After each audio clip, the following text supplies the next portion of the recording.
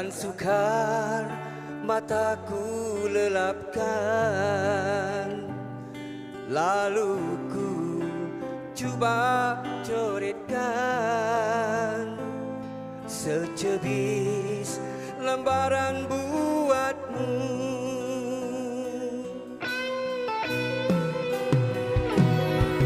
Tidak terkira perutusan, satu pun tiada balasan. Namun ku tak putus harapan, walau hati ini sudah mula bergoyang. Dapat ku bayangkan kau mula berubah bila di puncak meneragani. Sedangkan aku hanya mampu bermimpi untuk ke puncak sepertimu.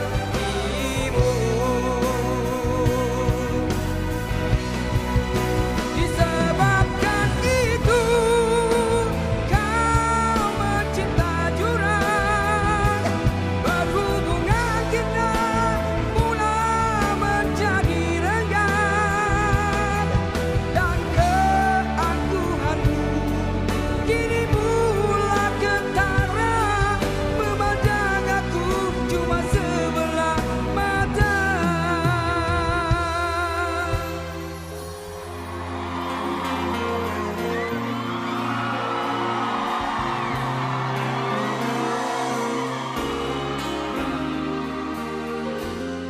Terasa tercabangnya kelakianku ini dengan sikapmu. Mentahlah aku ini insan kekurangan, senangnya kau mainkan. Hai semua, siapalah aku ini untuk meminta bui yang memutih menjadi pemadani, seperti mana yang tertulis dalam novel cinta.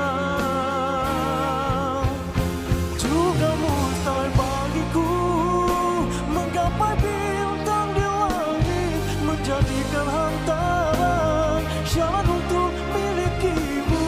Semua itu sungguh aku tak mampu. Silau aku juga kena jatuh cinta, insan sepertimu sanggup bidadari. Seharusnya aku cerminkan diriku sebelum tirai kamar aku buka untuk mengintaimu.